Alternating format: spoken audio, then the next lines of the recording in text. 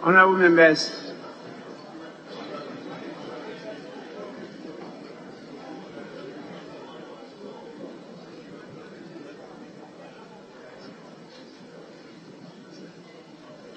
I think the House is now ready with the presence of the Minister for Finance to take item 8 on the order paper. It's at page 6 of the order paper.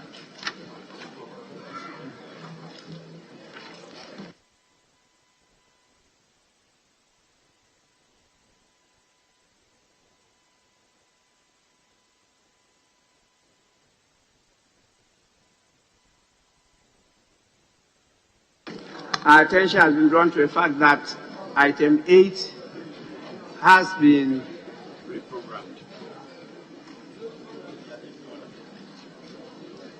reprogrammed in the order paper addendum, page 1 of the order paper addendum.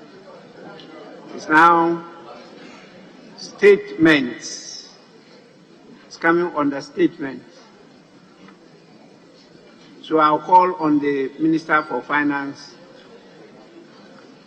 to read the statement, and the standing orders will change accordingly.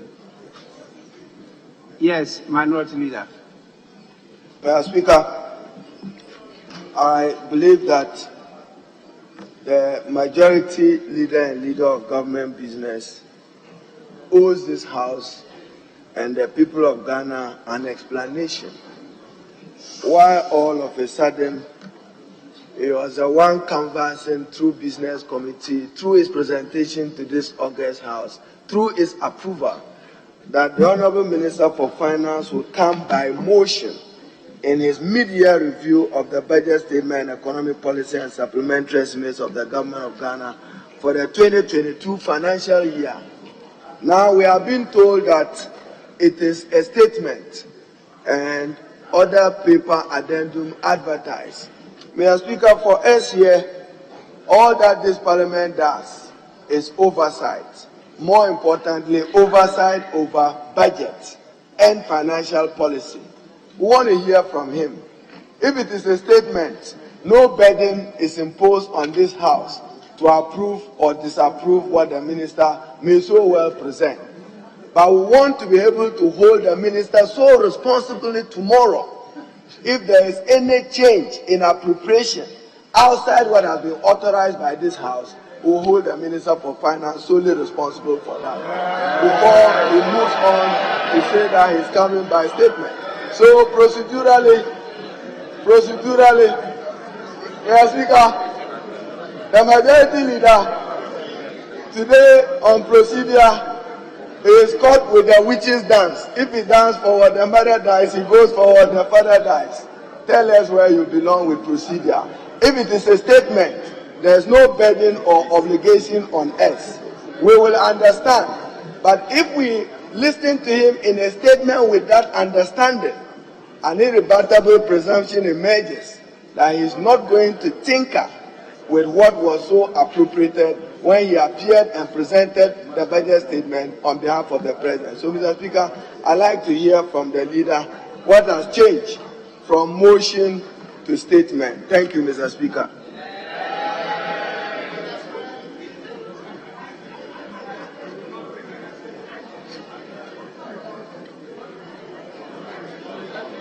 Well,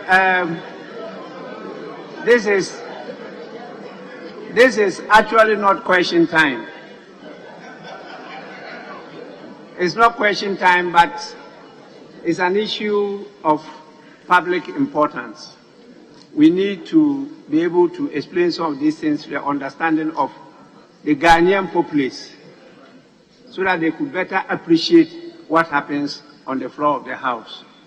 And so I'll call on the majority leader to offer an explanation as to why it's no longer going to be a motion, but now it's going to be a statement. Yes, Majority Leader.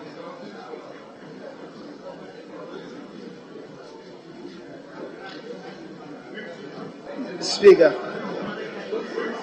thank you very much.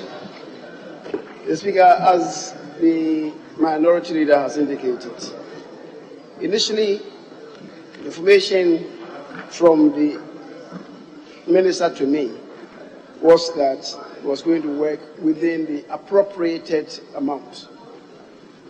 The amount captured by the Appropriations Act. Subsequently, information came through that we may perhaps go a bit beyond that. If we're going to go a bit beyond the appropriated amount, that certainly will require a supplementary estimate to be submitted before this House. Mr. Speaker, if the exercise would not end in the Minister requesting for additional amounts for expenditure, he only needs to inform us about the progress made thus far in the implementation of the budget, which is what a mid-year review is. Speaker, yes, Article 798 provides that where, in respect of a financial year, it is found that the amount of monies appropriated by the Appropriation Act for any purpose is insufficient, or that need is arisen for expenditure for a purpose which no sum of monies have been appropriated by the Act, a supplementary estimate showing the sum of monies required shall be made before Parliament for its approval. To the extent that the Minister is acting within the appropriated amount, it calls for information to the House. But I agree with the Minority Leader. If it goes beyond, this House, not the minority, this House has a responsibility to bring the Minister back on track. It's the responsibility of the House, not the responsibility of a certain Haruna Idushu, the Minority Leader. So that is it. The information to us now, today, is just to inform us about the implementation of the budget, the bumps that we are experiencing, and what environment in the budget that may be required to be done. That is the information. And if it should go beyond the appropriated amount, the Speaker, I agree with the minority that in that case, we may require supplementary estimates. That's fine.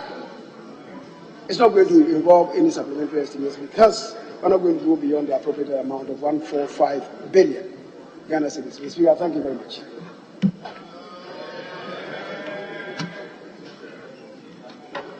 Honourable members, I now invite the Minister to present the statement to the House, and then after that, members have the liberty to make comments on the statement. Minister for Finance, you may now do so.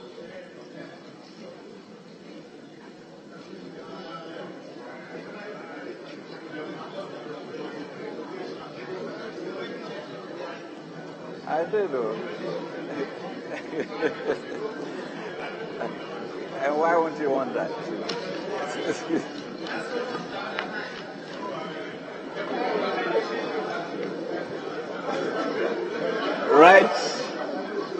Right, Honourable Speaker, Honourable Members of Parliament, I stand before you on the authority of His Excellency President Nana Addo Dankwa Akufo-Addo to present the mid-year fiscal policy review of the budget statement and economic policy of the Government of Ghana for 2022 financial year. Today's presentation is in fulfillment of Section 28 of the Public Financial Management Act 2016, Act 921, and Regulation 24 of the Public Financial Management Regulations, LI 2378. Mr. Speaker, this statement is an abridged version of the mid-year fiscal policy review of the budget statement and economic policy of the Government of Ghana for the 2022 financial year. I respectfully request that the entire mid-year fiscal policy review of the 2022 budget be captured in the Hansard Mr. Speaker, on 17 November 2021, I presented the government's program to build a sustainable entrepreneurial nation anchored on fiscal consolidation and job creation in the 2022 budget, the Ajinkwa budget. Our macroeconomic targets were designed to get us back to a path of debt sustainability and increased growth. These targets, Mr. Speaker, were underpinned by an aggressive program to mobilize 100.5 billion Ghana cedis in revenues and grants, with estimated total expenditure of 137.5 billion Ghana cedis. We aim to achieve an overall budget deficit of 7.4% for the year 2022. This was against the backdrop that economic growth had recovered from 0.5% in 2020 to 5.4% in 2021, and the fiscal deficit had declined from 14.7% in 2020 to 11.4% in 2021. While the prospects for 2022 are encouraging, our plans, like many other countries in the world, went awry. Mr. Speaker, the impasse in Parliament and subsequent developments after the presentation of the budget in November 2021, both global and domestic fronts, have created enormous challenges for our economy. The deferment of the passage of our proposed revenue measures undermined the credibility of our budget, leading to heightened investor concerns, credit rating downgrades, and closed access to the international capital markets. These happenings, Mr. Speaker, have led to severe pressures on the cedi, which caused the currency to depreciate significantly. Additionally, in February 2022, Russia invaded Ukraine, a situation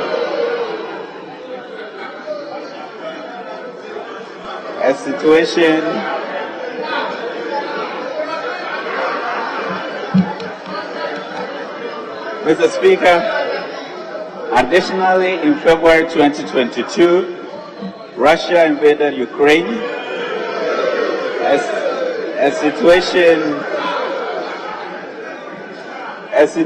that worsened the already weakened global supply chains, exacerbated by high financing conditions, the surge in food, fertilizer, financing, and building materials and fuel prices that manifested in soaring inflation domestically. These have had a debilitating toll on the costs and standard of living of our people. Mr. Speaker, food prices are rising, fuel and transport fares are up, the cost of borrowing for businesses and households has increased, the cedi has depreciated, and the economic outlook has darkened significantly. Mr. Speaker, this state of affairs is quite a painful one for me to report to you. It is hard to see our people lament about the prices of basic commodities. These are difficult times for government and indeed for the finance minister. It is agonizing to hear our food producers complain about the cost of falling foodstuff from farm gates to market centers. This is not how we envision the economy. This is not what we planned and worked hard for. Recent challenges have overtaken us. Our duty is to work through these challenges, overcome them, and it's exactly what keeps the President and his team awake at night. Mr. Speaker, let me take this opportunity to discuss the issue of our return to the IMF. Yes, I know this government assured the nation of a Ghana beyond aid, and our plans and programs for economic transformation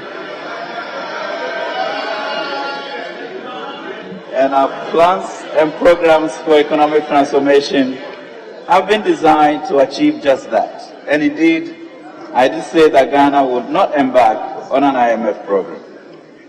We did not just say it, we also took measures towards the attainment of that objective, including the passage of the Fiscal Responsibility Act and instituting a number of irreversibility measures, and also launching the Ghana Cares Obatampa program for economic revitalization and transformation.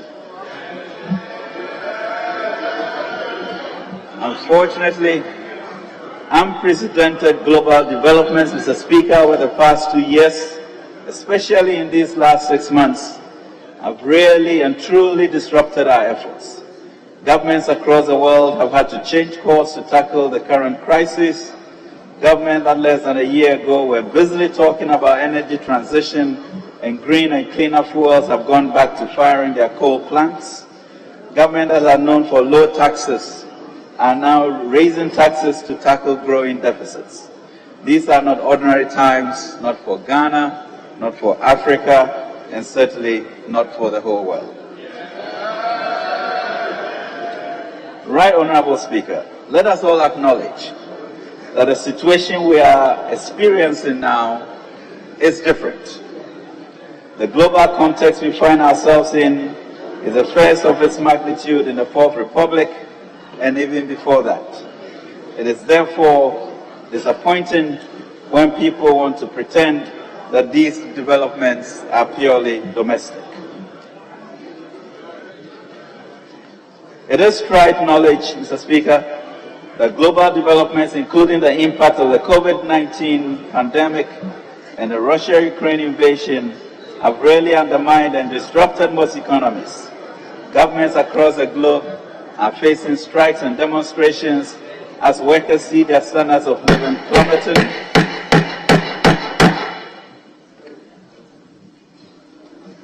As workers see their standards of living plummeting, with prices of goods and services jumping to heights not seen in over 2 generations. An International Monetary Fund staff team visited Accra from July 6 to 13, 2022, to assess the current economic situation and discuss the broad lines of our government's enhanced domestic program that could be supported by the fund. At the conclusion of the mission, Mr. Speaker, the statement by the team lead correctly captured where we are and why we are where we are. He said, Ghana is facing, and I quote, Ghana is facing a challenging economic and social situation amid an increasingly difficult global environment. The fiscal and debt situation has severely worsened following the COVID-19 pandemic. At the same time, investors' concerns have triggered credit rating downgrades, capital outflows, loss of external market access, and rising domestic borrowing costs. In addition, the global economic shock caused by the war in Ukraine is hitting Ghana at a time when the country is still recovering. At a time when the country is still recovering from the COVID-19 pandemic shock and with limited room for maneuver. These adverse developments have contributed to slow economic growth, accumulation of unpaid bills, the largest exchange rate depreciation, and a surge in inflation. Unquote, Mr. Speaker, from the fund. Mr. Speaker, let me be quick to add that we are not wavering at all in our resolve to turn this country around. Ours is a history of turning things around when the country is in crisis.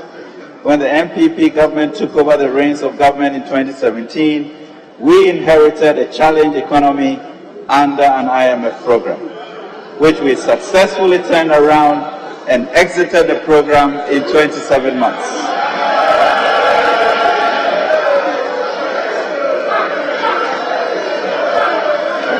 Mr.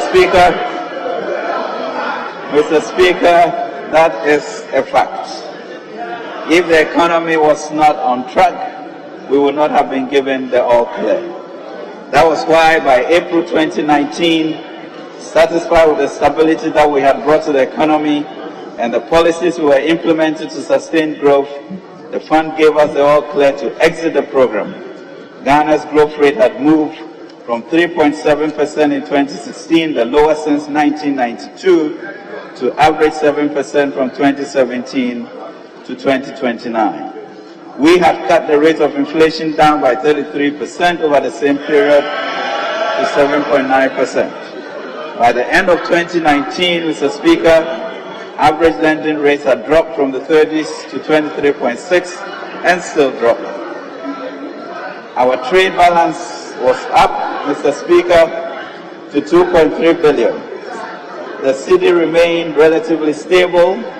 Indeed, the amount of our total revenues that we use to service our debt had dropped from 2018 spike of 73% to 58.9% by December 2019.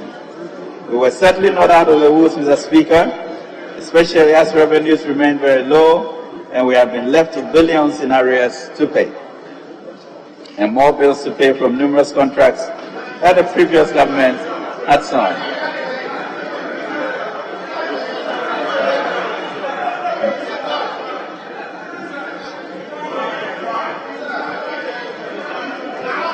Well, Mr. Speaker, we are certainly not out of the woods yet, especially as revenues remain very low, and we have been left with billions in arrears to pay, and more bills to pay from numerous contracts that the previous government had signed, where we had to pay for electricity that we did not need. Yet, we still found money to fund our own ambitious promises to Ghanaians. We still found the money to bring back or invest more in vital social programs that had been abandoned by the previous government.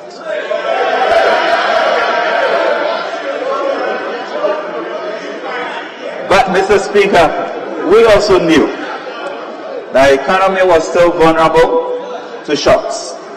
That was why we set out to introduce transformational policies that in the long term will put Ghana beyond aid. Key amongst them are the emphasis in education and vocational training, adding value to our economy through industrialization, digitalization, investing heavily in roads and railways, and rationalizing the power sector. Indeed, Ghana was touted globally as a success story. Investors were lined up to buy our bonds. Tourism had taken off with over 1 million visitors touring Ghana in 2019 during the year of return. Then came the outbreak of the pandemic, described in June 2020 by IMF as a crisis like never before. A crisis like never before. But the Akufo-Addo government stood up to its responsibilities to the Ghanaian people. I, the finance minister, who was widely described as tight-fisted, even by his own cabinet colleagues, had no choice but to do what the entire world was doing, which was to breach our own self-imposed deficit ceiling in order to save lives and protect livelihoods. We have demonstrated that we can transform this economy when we all come together and put our hearts and minds to it. Mr. Speaker, just as we did in 2017 and 2020, government is resolved to continue to provide the necessary leadership to turn the economy around. Let me assure you, on behalf of the President, that we will do it again within the next 2.5 years. To do this, Mr. Speaker, we'll proceed with great caution, thoughtfulness, creativity, and grit. And as the old adage says, we shall hasten slowly. Mr. Speaker, we are currently developing an enhanced domestic program to complement the Ghana Cares of Atta program to return us to a path of macroeconomic stability, debt sustainability, robust growth, and a Ghana beyond aid.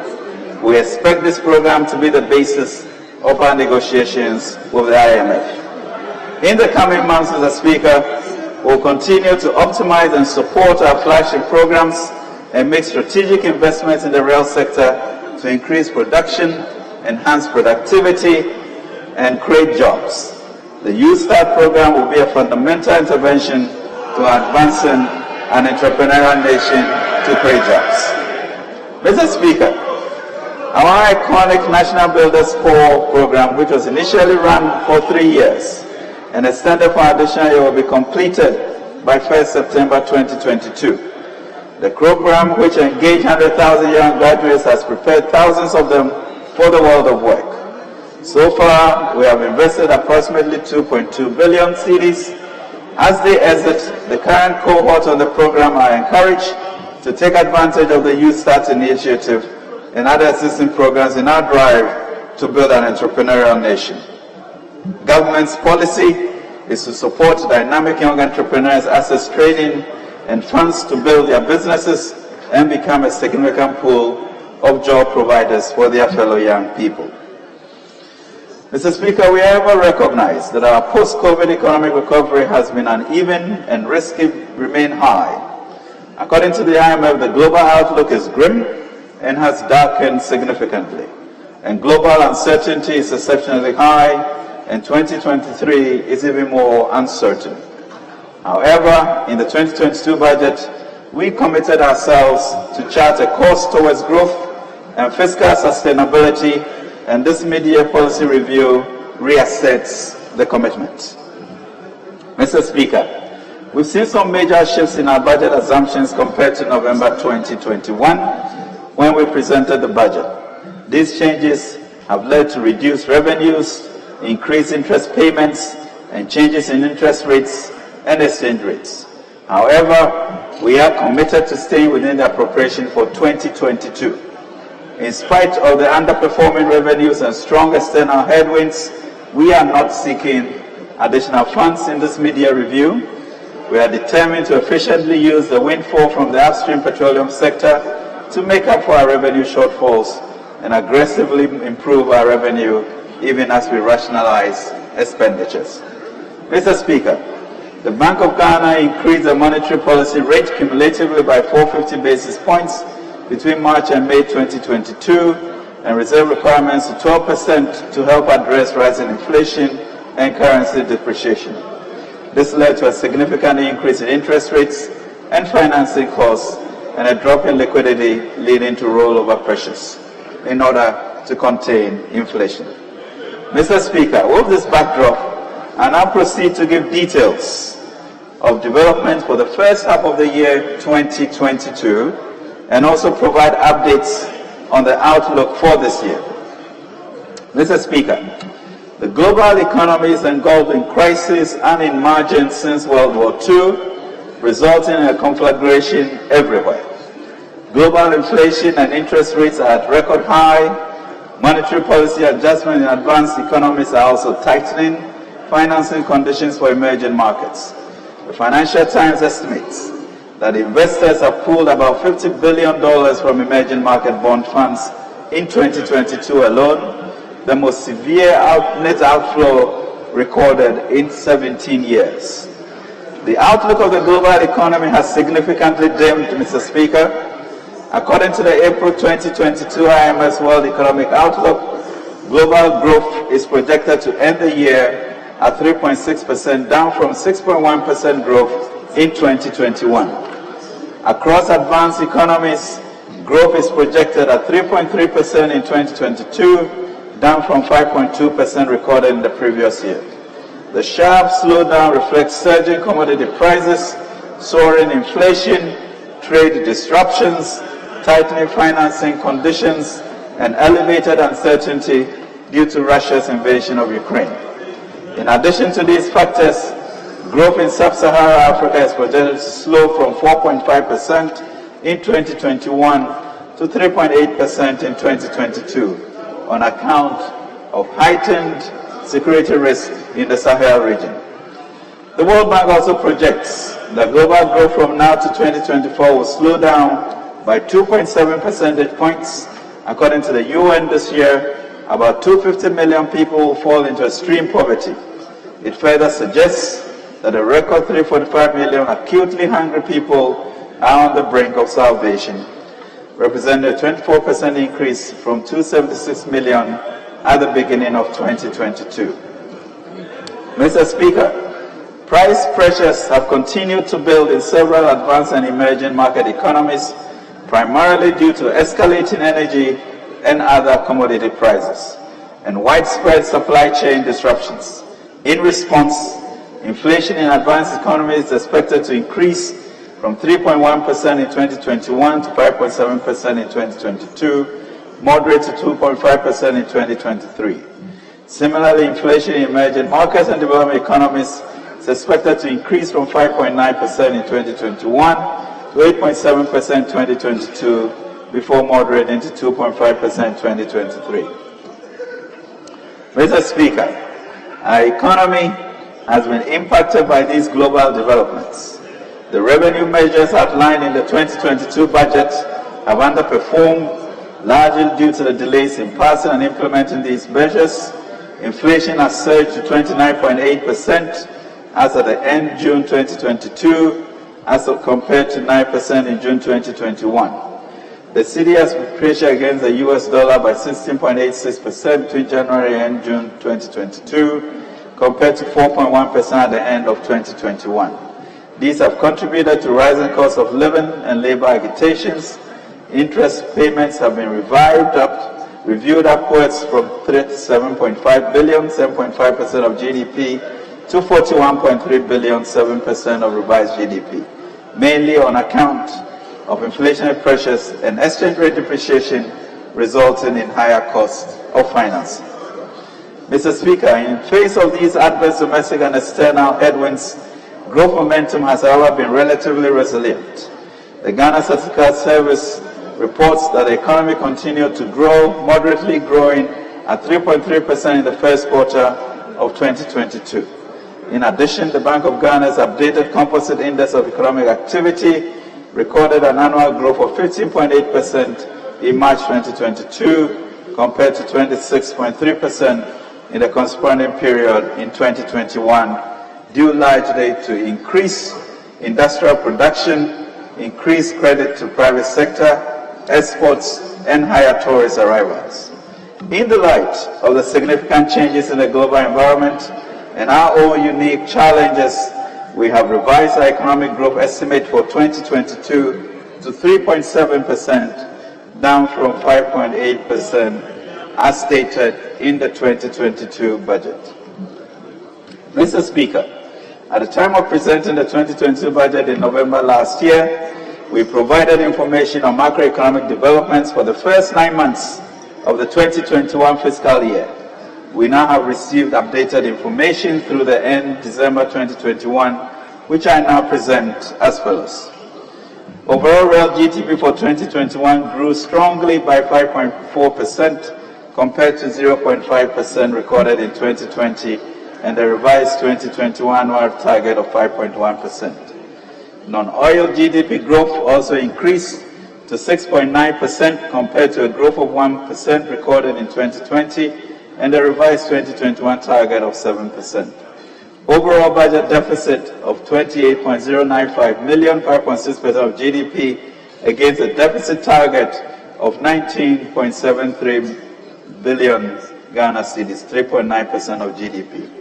Primary balance for the period was a deficit of 7.618 billion, 1.5% of GDP, against a deficit target of 672 million, or 0.1% of GDP.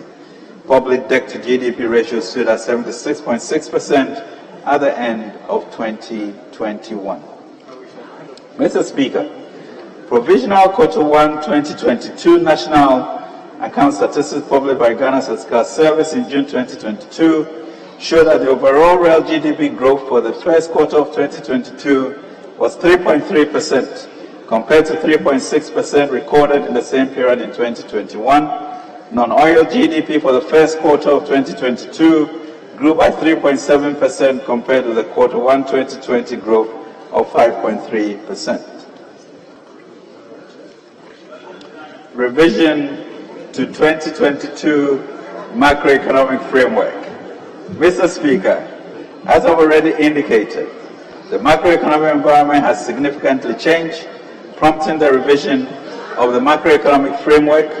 Furthermore, based on the development for the first 6 months of 2022 and outlook for the rest of the year, we have accordingly revised the macro fiscal targets for 2022 as follows.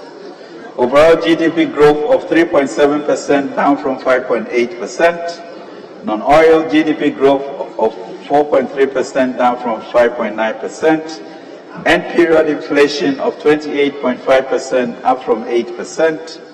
The overall deficit of 6.6% of GDP, down from 7.4%. Primary surplus of 0.4% of GDP, up from a surplus of 0.1% of GDP, and the gross international reserves of not less than 3 months import cover.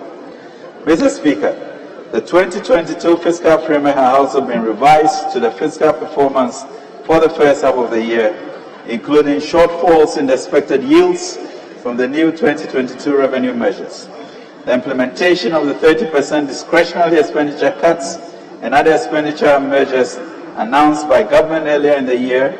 The other expenditure measures are the moratorium on foreign travel except pre-approved critical and or statutory travels, 50% cut in fuel coupon allocations for all political appointees and heads of government institutions, including SOEs, effective 1st April 2022, the moratorium on foreign travels except pre-approved critical on statutory travels, and 50% cut in fuel allocations for all political, including SOEs, etc.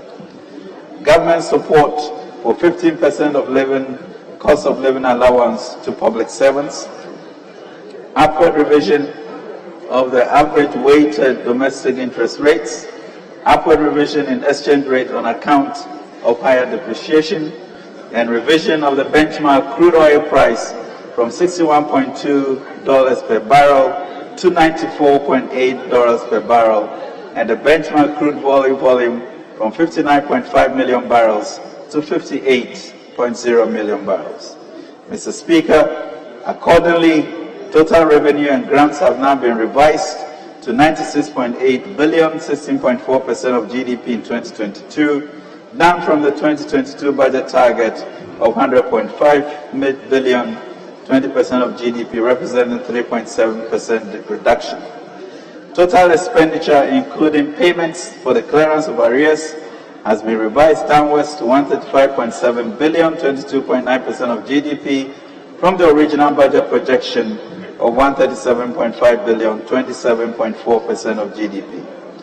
Interest payments have been revised upwards from 37.4 billion, 7.5% of GDP, to 41.362 billion, 7% of revised GDP, mainly on account of inflationary pressures and exchange rate depreciating, resulting in higher costs of financing.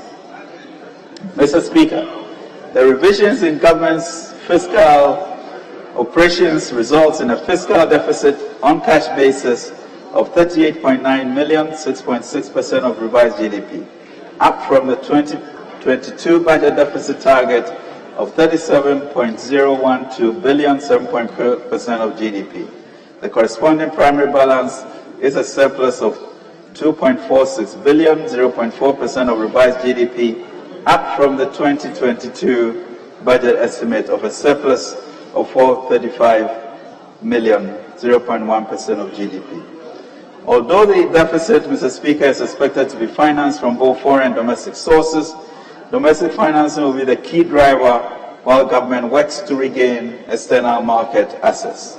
Mr. Speaker, the following revenue measures will be pursued in the remaining half of the year. EVAT. The digitalization of our revenue mobilization processes remain a key focus. Therefore, the GRA is finalizing all relevant processes to facilitate the effective collection of VAT revenue. This includes a proposed amendment of the Value Added Tax Act 870 to enable its electronic collection effective 1st October 2022. Property rates. It's fundamentally important that together with the Ministry of Local Government we continue to assist and support the assemblies, not only to expand their revenue base, but to do so with optimal efficiency and effectiveness. Therefore, the collective efforts of the local government, the assemblies, and the GRA in launching an end-to-end digitized process will be realized in August. Extension of waiver of interest and penalty to December 2022, and introduction of upfront payment of VAT on importers not registered for VAT with implementation start date of 1st October 2022. Mr. Speaker, this government has kept faith with public sector workers. Not a single public sector employee was laid off as a result of the COVID-19 pandemic. Employees received their full salaries with frontline health workers receiving additional incentives. Since 2017, this government has employed an additional, Mr. Speaker, since 2017, this government has employed an additional 295,000 Ghanaians in the public sector, 20 being the highest, registering 84 new employees, 1,000 new employees. In spite of the prevailing global economic upheavals and the resultant fiscal challenges, the government continues to pay salaries of all public sector employees on government payroll and has committed to pay a cost of living allowance of 15%. This ensures that public servants are motivated and public service nationwide continues uninterrupted. Furthermore, it shows government's commitment to the public sector. Furthermore, Mr. Speaker, government is significantly investing in ongoing initiatives and programs to improve the lives of Ghanaians, facilitate economic and job opportunities, promote shared growth, and protect the quality of life of Ghanaians. Indeed, government has prioritized national security, food security, energy and road sector development, railway infrastructure, education and skills development, among other flagship programs. Mr. Speaker, on national security, the safety of Ghanaians in the face of complex security threats is a major concern to government, and we are using a significant amount of resources to ensure that we keep our country and our people safe. Considering what is happening in the West Africa region, it is important that we prioritize national security, and we have. Whilst it will not be prudent to disclose the full cost of ensuring the security of this state, let me emphasize that it is significant. As a result, the Ghana Armed Forces is implementing an enhanced surveillance program for the country's airspace and international borders through collaboration with other domestic security agencies. We are also aggressively pursuing the Forward Operating Bases program to improve response time and prevent cross-border crimes as well as terrorist infiltration. To further improve internal security, the Ghana Police Service has recruited and trained 5,000 additional officers to put more police in our streets and communities. The service has also launched the See Something, Say Something campaign, intensified anti-armed robbery operations, and intelligence-led sweeps throughout the country. Mr. Speaker, COVID-19 pandemic and the Russia-Ukraine war have combined to disrupt supply chains and increase transportation costs, which are threatening food security globally. But what the people of Ghana care to see is that their government is doing about it to ease the impact here. To enable households and farmers cope and support stable food supply, government has taken the following immediate measures.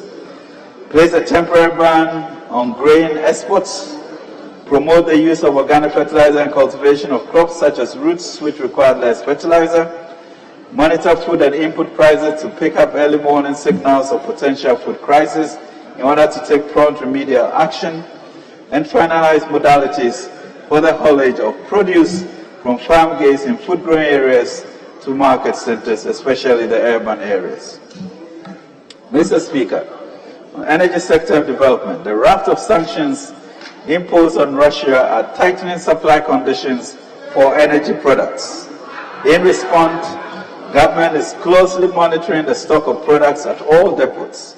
The timely intervention of the Bank of Ghana through the Special Forest Auction Mechanism is also expected to sustain continuous supply of petroleum products in Ghana. Mr. Speaker, we have seen in this country the damage that disruptions in power supply causes to businesses, large and small, from factories to hairdresser salons.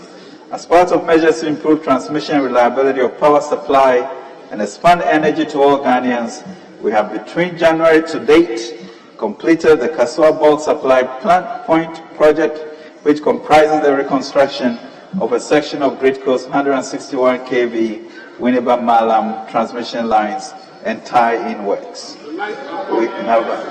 The lights are on.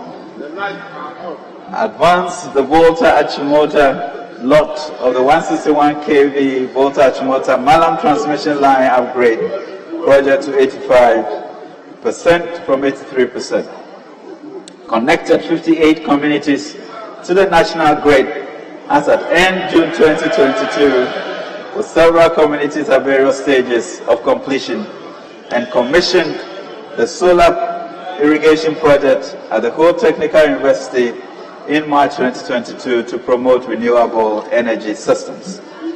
Mr. Speaker, for balanced, sustainable energy partnerships that provide affordable power for industrial, commercial, and residential use, we have kept our promise and successfully renegotiated power purchase agreements with 6 independent power producers, namely Car Power, Power, Power, Twin City Energy, formerly Amandi, AXA Energy, and Senate. These renegotiated agreements are expected to have savings estimated at 13.2 billion over the life of the PPAs through a combination of reduced capacity and energy charges. In other words, we will be saving the Ghanaian taxpayer 13.2 billion from power contracts signed by the previous administration.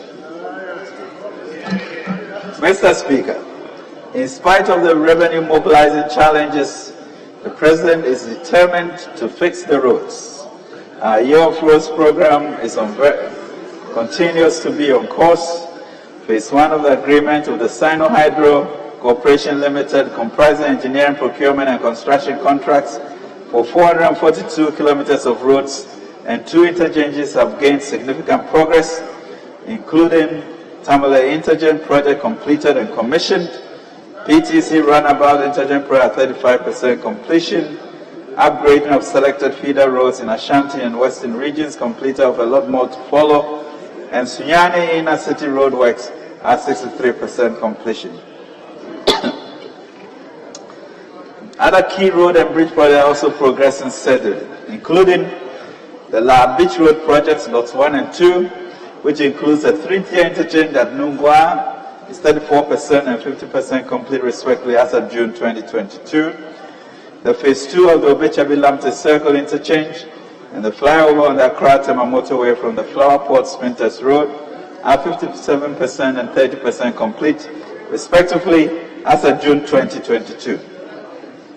The Kumasi Lake Road and Drainage Extension Project, extension of the existing Abuabo drain, and construction of the Chiripatre bus terminal at 92% at the end of 2022.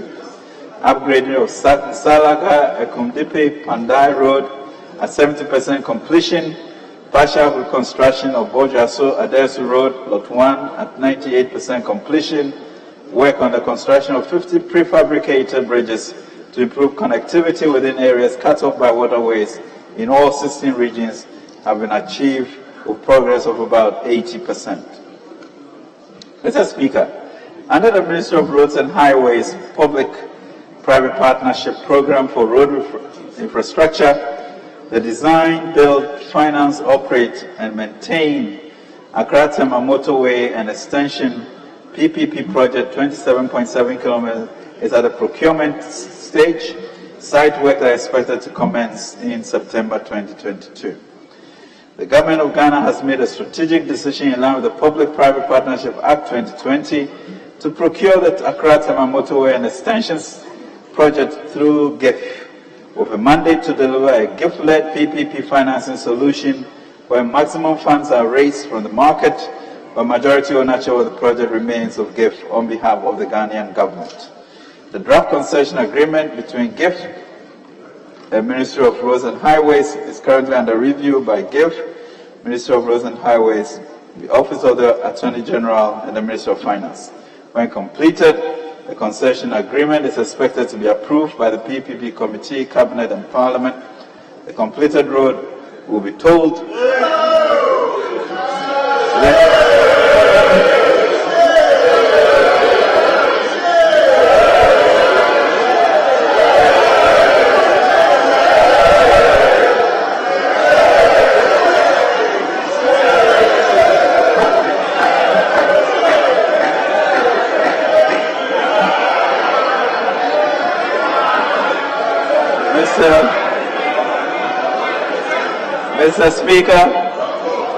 Mr. Speaker, all new roads of this nature will be tolled.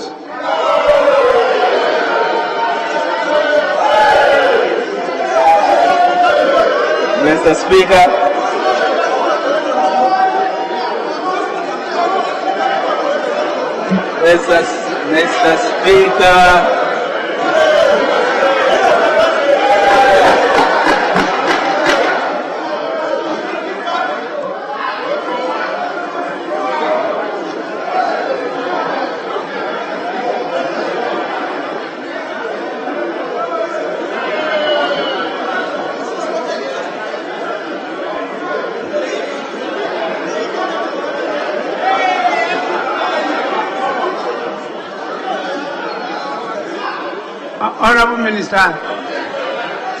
Honorable Minister, resume your seat.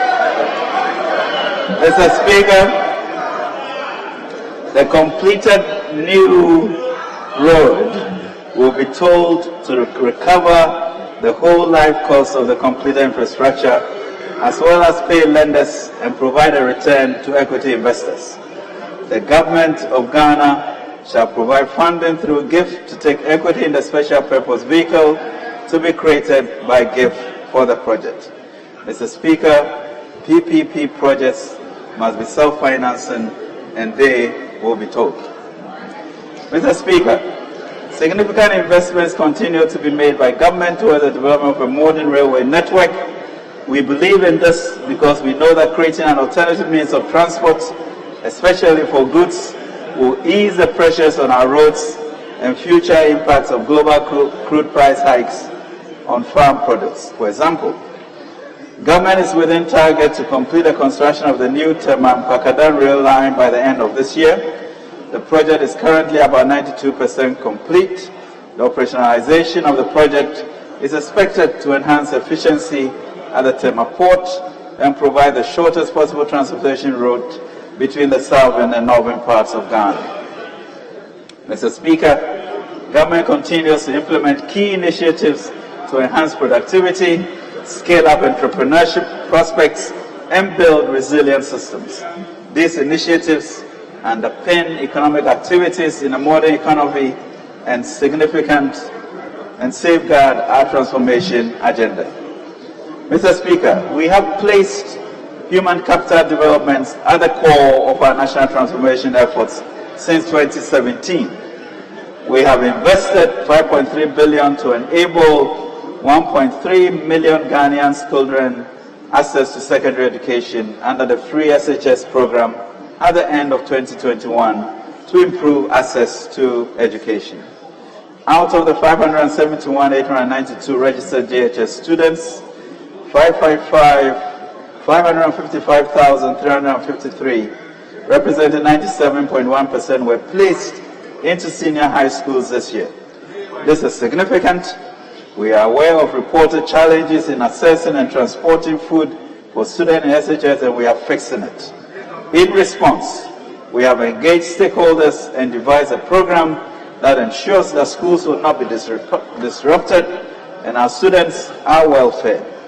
Government has also recently completed 17 additional projects, including classroom blocks, dormitories, staff bungalows, and libraries as part of infrastructure expansion in senior high schools to deal with the record increases in student numbers. Mr. Speaker, we shall not compromise on President Akufo-Addo's commitment to giving all our children the opportunity to be educated from kindergarten to university, without the ability to pay being a hindrance. Free secondary and tertiary education are not under review. We'll continue to fund them, we'll continue to improve them, we'll continue to create efficiencies. Mr. Speaker, and eliminate waste. Mr. Speaker, thanks to the taxpayers, since January, 3.6 million pupils in 10,832 public basic schools have been fed with one hot meal every school going day in the first half of the year under the Ghana School Feeding Program. The program provides employment for caterers, about 32,496. School feeding program remains an important initiative that keeps our children in school, provide jobs and income for several people, mainly women, and avoids stunting. Mr. Speaker, I'm pleased to report that work has commenced in our various stages of construction in 87 out of the 111 sites earmarked to Agenda 111 project. With the majority of contractors at various sites, we are well on course to bridge the health inequality gap and strengthen the health system nationwide. Furthermore, the following health infrastructure projects are expected to be completed by end year 2022. These are construction of 1 district hospital and 5 polyclinics in Western Region, Kontombra and Suome, Lubu, Wassa, Donkwa, Bogoso, and Mpo. Expansion and equipping of 4 selected facility projects in Aburi, Kom, Tetekwashi, Chibi, and Atibi. And equipping of Upper East Bolgatanga Regional Hospital Phase 2, and completion of 37 military completion of a military hospital, Mr. Speaker, in Kumasi. Mr. Speaker, it is important to recall that the timely intervention of the government to the outbreak of COVID-19 pandemic preserved lives and livelihoods of all Ghanaians. The economic measures staved off a recession and have sustained the momentum of economic recovery from 0.5% in 2020 to 5.4% in 2021. Mr. Speaker, last month I provided a comprehensive update on COVID-19 expenditures to this House. I welcome your directive to the Committee of Finance and Health to further understand the expenditures occurred by MDAs under COVID. To complement this accountability process, I've also requested that the Auditor General audit the COVID-19 expenditure in line with its statutory obligations. Mr. Speaker, the COVID-19 related expenditure had to be met. They saved lives and provided inclusive growth. The impact of these interventions will certainly transcend the momentary challenges we face today. Mr. Speaker, developing the youth and sporting infrastructure remains a key objective of government. To empower our youth, we are implementing Phase 2 of the Skills Toward Employment Productivity to train about 1,500 youth in 6 modules: transport, app development, satellite installation, hairdressing, cosmetology, and dressmaking. Consistent with government priority policy on building an entrepreneurial nation, these trainings will be supported under the Youth Start program. Mr. Speaker, government wishes to congratulate the Ghana men's 4x100 meters relay quartet for their outstanding performance in taking the 5th position in the final at the World Athletics Championship in Oregon last Saturday. They did so by setting a new national record of 38.07 seconds to Sean Safuentri, Benjamin Azamati, Joseph Odrumeno, and Joseph Paul Amoa. A grateful country says, Aiko. Mr. Speaker, Ghana was represented in various international competitions at which the following medals were won: the 5th Para Taekwondo Championship in Niger, 2 gold medals and 1 bronze; African Hockey Cup of Nations, Accra, Ghana, 1 silver medal; the National Beach Volleyball, Cotonou, Benin, 2 bronze medals. Mr. Speaker, Team Ghana is scheduled to participate in the upcoming 2022 Commonwealth Games in Birmingham, UK between July 28th and August 8th. The Black Princesses will also participate in the FIFA Under-20 World Cup in Costa Rica in August 2022. And finally, for this year, the senior national team, the Black Stars, will represent our nation at the FIFA World Cup in Qatar, November 2022.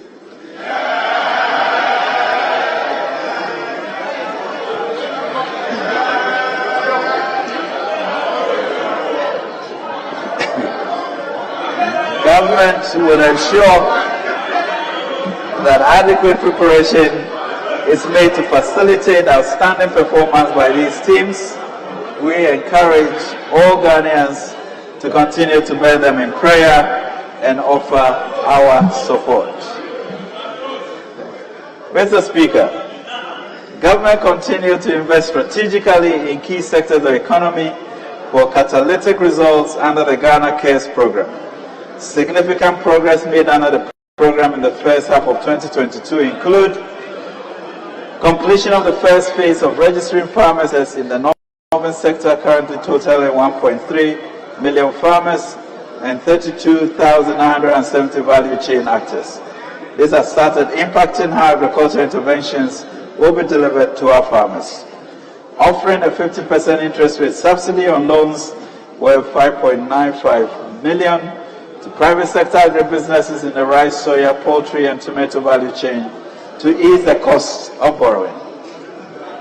Providing 27.3 million Ghana cedis as guarantee cover for loans amounting to 94.7 million under GESEL, safeguarding 1,309 jobs.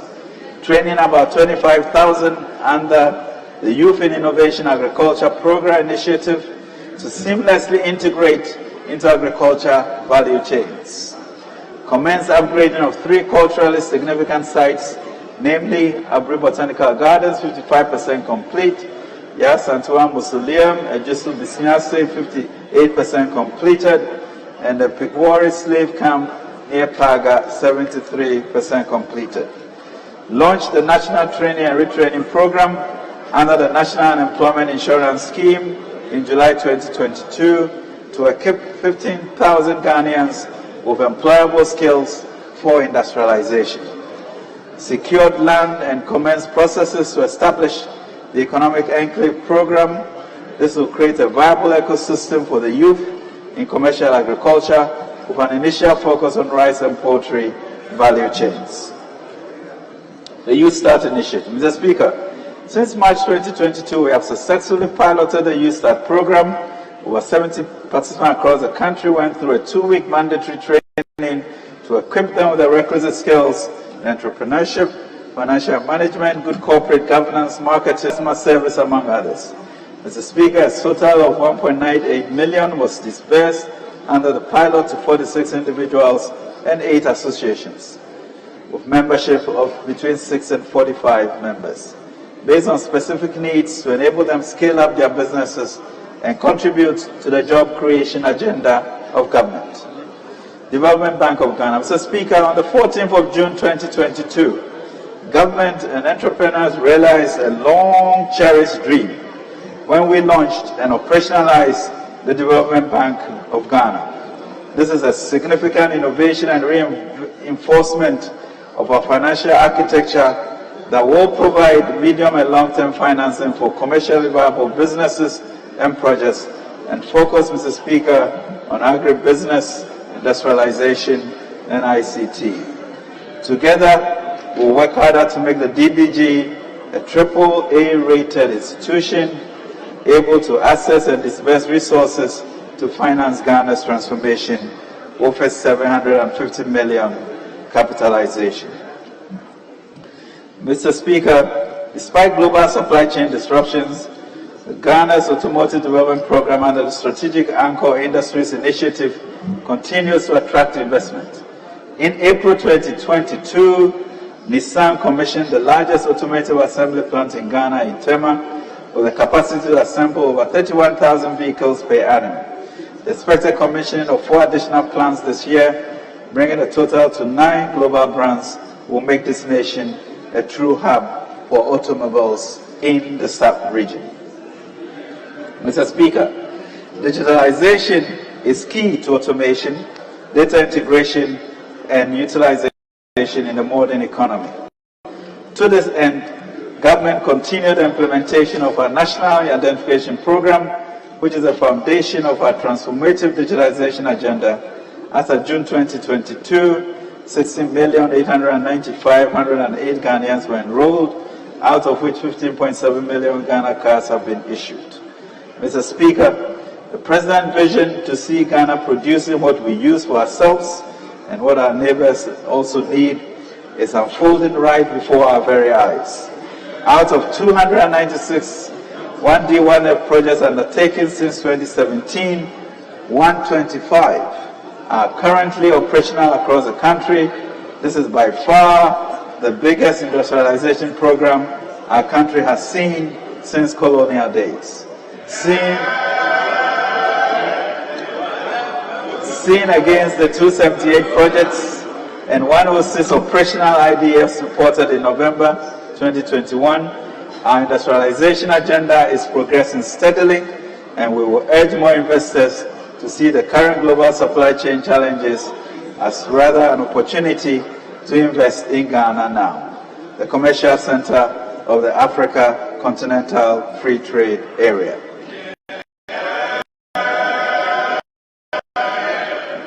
Government for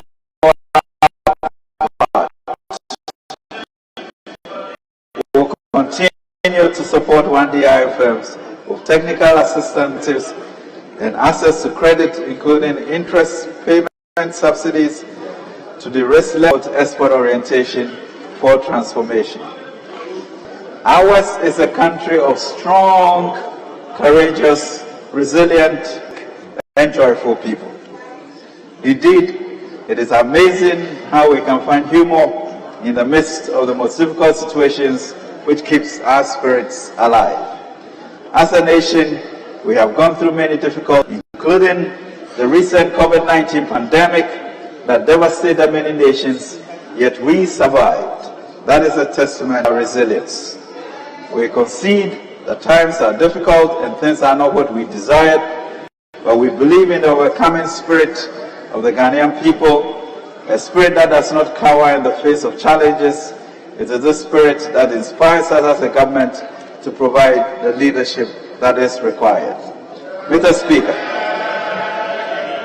our decision to go to the IMF again, despite what we had determined earlier, is a short-term measure for balance of payment support. In the longer term, we really need is a major structural shift in our economy. Speaker, this will also open up our re-entry into the international capital markets and friendly sovereigns who would support our program. The structure of the economy is still largely primary, despite the numerous attempts to structurally transform it through various industrialization programs. We are heavily reliant on primary commodities extractive industry and are price takers of the market. Our capacity and productivity remains low in both the public and private sectors. These are huge inefficiencies as well as limited skills to foster our development and improve the standards of living. In this regard, any adverse global development impacts us negatively no matter how efficient we manage the economy. This is what we intend to reverse. Mr. Speaker, that is why the President's vision of a Ghana Beyond Aid is critical. It is to reduce our vulnerability to global shocks. Over the last few years, the implementation of our flagships, including the 1D, 1F, the Planting for Food and Jobs, the Road and Railway Development Program, and our recovery program, the Ghana Cares of Batampa, will add value to our products. To increase productivity in both the public and private sector of the economy, to drive our transformation agenda, government will implement programs such as the Youth Start, as well as the training and retraining program to enhance the skills of Ghanaians, especially the youth. Furthermore, we'll promote a robust digital technology driven in architecture for unique identification to aid revenue mobilization, expenditure management, and enhance security. We shall improve connective transport and communication infrastructure that promotes national and regional trade and strengthen the financial ecosystem reinforced with the Development Bank of Ghana that supports Ghanaian enterprises and enhances inclusive growth. We shall further, Mr. Speaker, turn Ghana into a continental financial services hub and a continental financial services technology playground. Mr. Speaker, our forward march is underpinned by a significant investment in structural transformation. Let me emphasize that over the last 5 years, we have been in the prudent usage of our tax revenues. As a government, we have made sure that these resources are channeled into interventions that impact the life and livelihood of our fellow Ghanaians.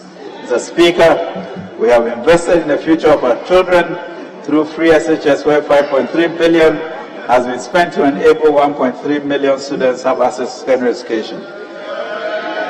We have invested in the poor and vulnerable through the LEAP program.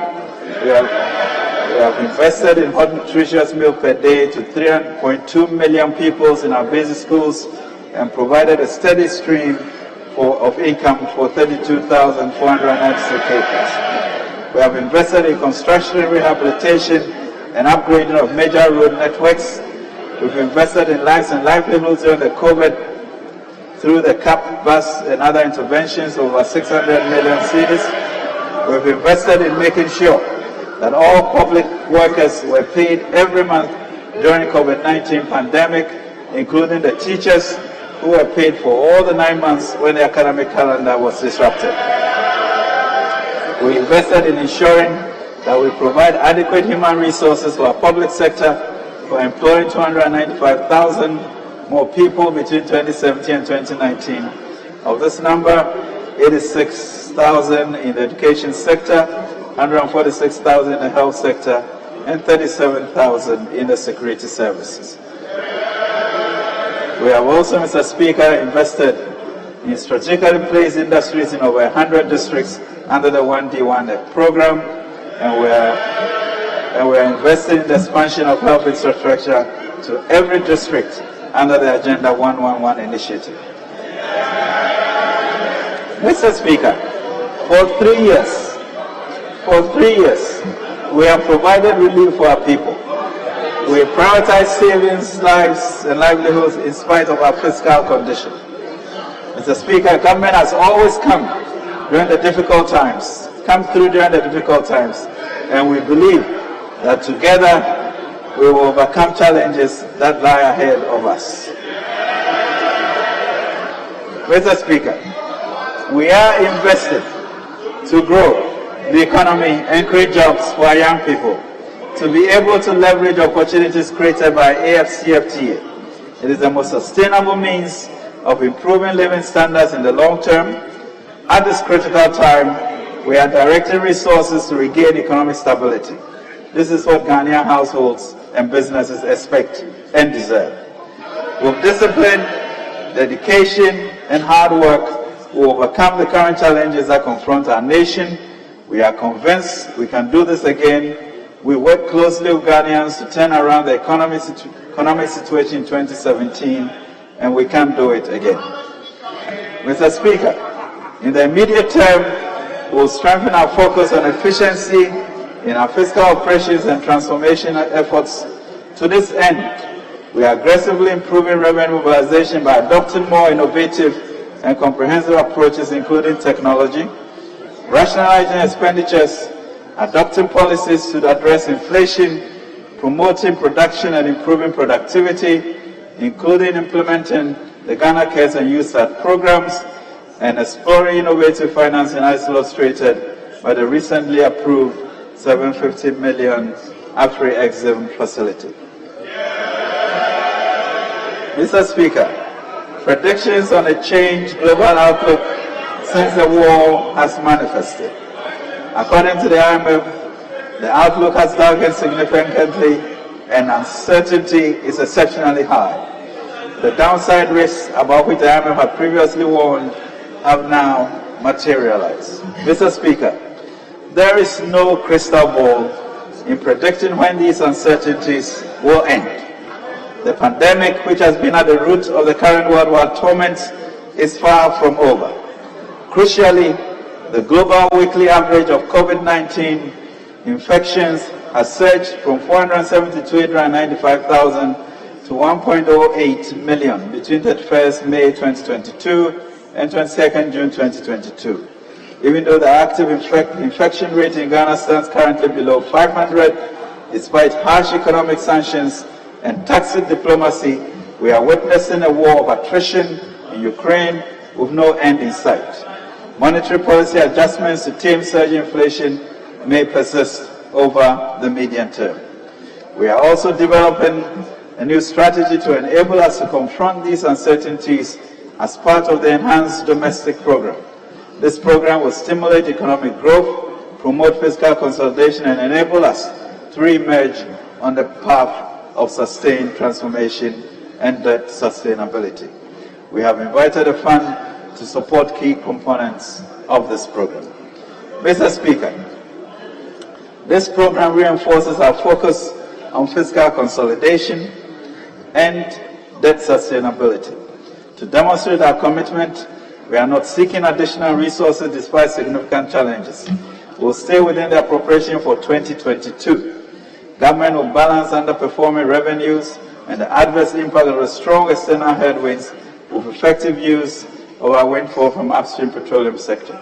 Mr. Speaker, the Ministry of Finance will work with the Bank of Ghana in the coming months to provide emergency financing in the case of shortfall within the law, given the current unpredictable and challenging environment. The Bank of Ghana is also taking measures to help reduce inflation and has introduced critical measures to help stabilize the cedi, which is to exercise Ghana's first right of refusal to gold produced here, and for the first time in the Fourth Republic at least, build a strong gold reserves culture to protect the cedi as we move forward. Mr. Speaker, the collective achievement of this initiative will offer a more permanent respite and capacity to withstand similar challenges in the future. Our economic prospects are bright, but we'll have to contend with recurrent external challenges and adapt quickly to a new environment. There will always be unexpected challenges ahead. These have to be carefully considered and measures put in place to resolve them. Mr. Speaker, we are confident because we have laid the key infrastructure upon which we can anchor this process of national growth. Mr. Speaker, we are even more confident of an imminent breakthrough because we have, Mr. Speaker, a track record, a plan, the discipline, the dedication, the competence, as well as the compassion for our people and our country. But most of all, Mr. Speaker, we have God who gives abiding grace for this new journey. He guided the KOFI government to successfully exit an IMF program in 2019. He will again use this government to successfully go through this program to redeem us from this. We will chart a sustainable course that will restore and improve macroeconomic stability, energize and expand economic activity, create jobs, and strengthen Ghana's structural resilience to future external shocks. Mr. Speaker, I serve a president who has shown by his deeds that he is deeply committed to the welfare of the masses of our people. Ours is also a government that is not afraid to make hard choices for the good of our country. I want to appeal to Ghanaians to keep faith with the president and his team. We know things are tough now, but we have a plan and the will to drive it. We want this House to do exactly what it did in the earlier crisis of 2020. Support us in our bid to reduce the impact of this global crisis on the nation and to tackle the vulnerabilities in our economy to make us prone to such shocks. The President wants the Sovereign House to be a strategic partner in government's effort to stabilize the economy and spur growth to create jobs. Ours, Mr. Speaker, is a proud history of finding solutions to our country's issues, the MPP government of the Fourth Republic. We have done it before, we will do it again, and with the help of this House and the support of the good people of Ghana, we shall come out of this stronger. As we claim the Lord's promise in Joel 2 to send his people corn, wine, and oil to satisfy us and eliminate this reproach. In this journey, we must eschew pessimism. That takes invaluable energy away from our forward march to transformation. As one people, we must speak the same language of patriotism to guarantee our own collective success. For a united country will have no restraint but victory, Mr. Speaker, in Kunim. Mr. Speaker, I'm thankful for the opportunity to be here to outline our programs I'm grateful that we continue to engage and find sustainable solutions to our challenges. God indeed bless our homeland Ghana and make us great and strong. Mr. Speaker, I beg to submit.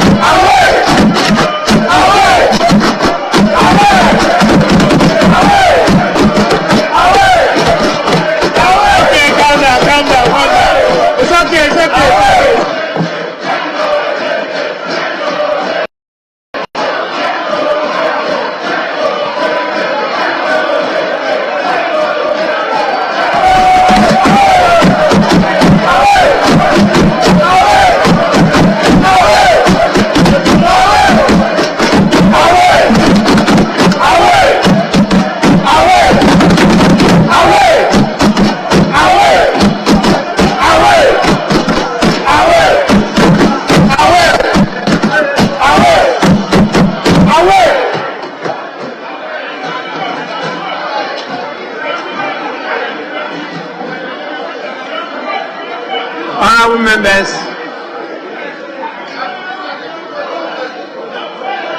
honourable members, honourable members,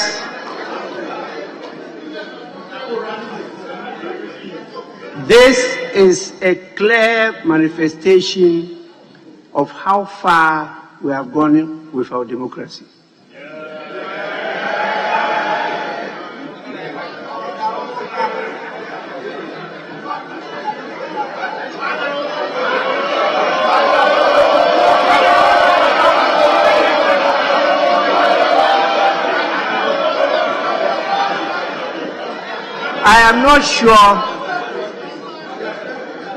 I'm not sure you really understood what I said.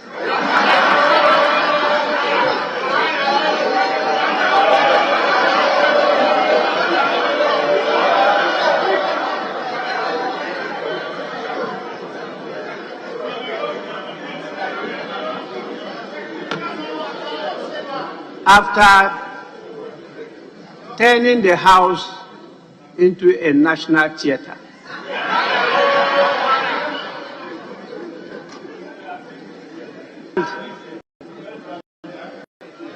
making yourselves happy, I allowed you because you've been sitting for a long time. So I just wanted you to exercise a bit. With this, I also have a compulsion and I have to take 10 minutes recess.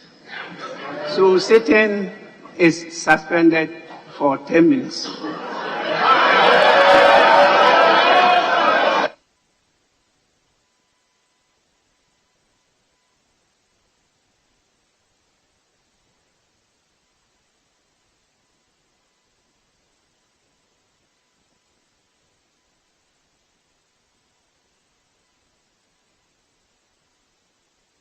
Minianum, some of us transfer from Dimupa. Na yare who will be a number of journey be a dear so, a mere yano, one person when you be a, and now best our didim kakra. Nani and Nimuda, ya diabetes, diabetes, cancer, high blood pressure, cholesterol, and Nika Samrosho, the Kakamuni Nano. Say it to me, your friend, you need me to say Banku, Fufuo, Dokono, and Pessi, and the Kakamon. It's in Asia pa, and comma true green foods. Yawado, Makobo, Green Health Pharmacy, and a functional medicine center home. So what did me and beer, carbohydrates, no, a yellow. Yeah, you're very healthy. Now, dear Debiocran say, what diabetes you, uni bio, udia, uni problem. Maybe such red. If I say we did true green foods for me, I don't know. Experience. My poem did a CP. Me sugar na ne huri koso dinner. I told you, ma. Medi fufu, benku, dokono, tuzafi, eba, any amala. Omuni anena na meka. So who can and just smart na be. Dosi mixed fry, alka mixed fry, fufu mixed fry, yummy mixed fry, kajma porridge, alter oat, better oat, clean oat, and the baking mixed fry. True green foods in Sudia. Start to send me anymore. Who counts what? Sima na ben. African market, and I'm Papa.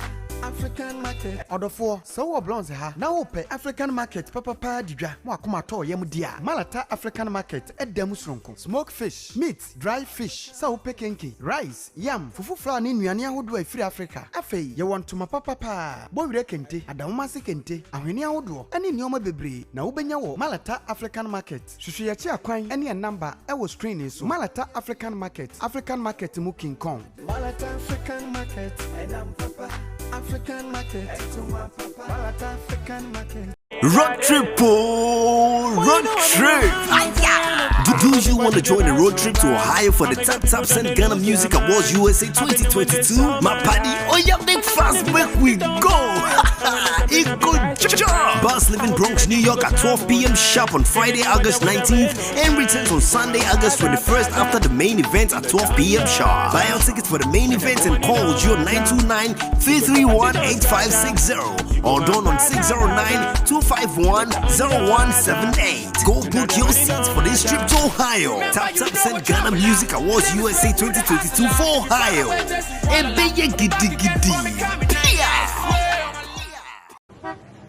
Hey Ko, I need to send money to Kojo. Oh Jack, just tap and send. Saga, me I want to. You want them to charge me e-levy? Massa, there are no e-levy charges when you send money from abroad. And guess what? No e-levy charges too when you cash out. Abu Ziggy, let me tap and send now. Tap, not sending. No e-levy wahala. My sister, Mamidu Fie is a market woman. She's a strong and healthy. My brother, Fibuache, he is mechanic. He's very strong and healthy. My wife, he owns his own store. He's always strong and healthy. My father is old man. He too, he's always strong. Upon all his age, he's always strong. He went to farm and come back very simply. Me, Acrobat, I'm new broadcaster and generous actor. I'm go up and down and I'm always strong. I didn't complain. Have something for our general well-being. Our secret is Kowa Mesa. Kowa Mesa is very good. If you take it, it always helps your body. You are always strong. You are looking healthy without any complaint. Kowa Mesha. Take some, and I know you'll be sing praises because the medicine is true analysis. Kowa Mesha, you love it. I'm telling you, you love it. For more purchase, call this number. Kowa Mesha, the family secret. This advertisement has been vetted and approved by FDA. At Diaspora Insurance, we understand the importance of dignified send-offs within Ghanaian culture and traditions. We also understand that you want to avoid the double trauma of your family grieving and not having the financial support to cover funeral expenses when you're not around. With our Diaspora Funeral Cash Plan, you can now cover yourself or your family in Ghana or abroad. With no medicals required, we'll accept you if you are under 75 years. Visit our website today or call us to complete a simple form in under 5 minutes. With Diaspora Insurance, your peace of mind is guaranteed.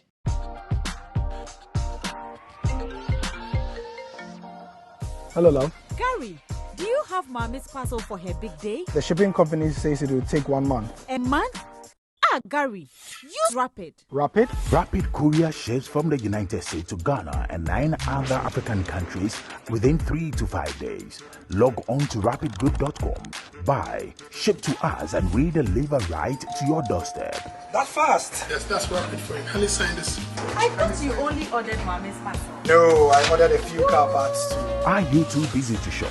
We will shop for you. Rapid also has a luggage delivery service, so you can make that extra luggage and we will deliver at the lowest rate. Locate Rapid Courier on the Spinters Road off the Lekma Road. Rapid Courier. Just shop. We deliver. Enjoy.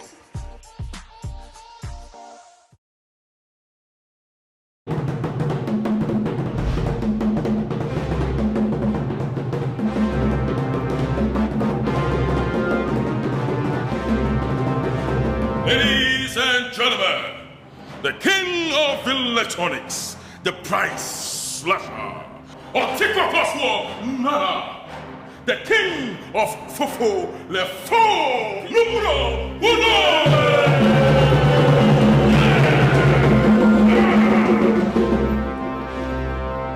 Adikatwa ni bwani matowe. We Ankunam Electronics, and a human deka. Ni bwadi brutal. Such a macho Christ. Yama Wemusia. Damn! Move! Take him away! PM Electronics. Fair price. This is dangerous pricing. I'm the price next year on the cheap. In fake products. Take it away!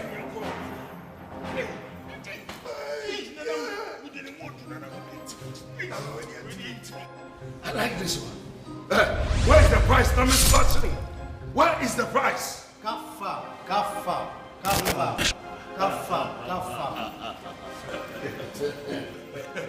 Kafa will never cease to amaze me. Oh, yes. Yes. Look at such a giant TV with a small price. Zacchaeus price.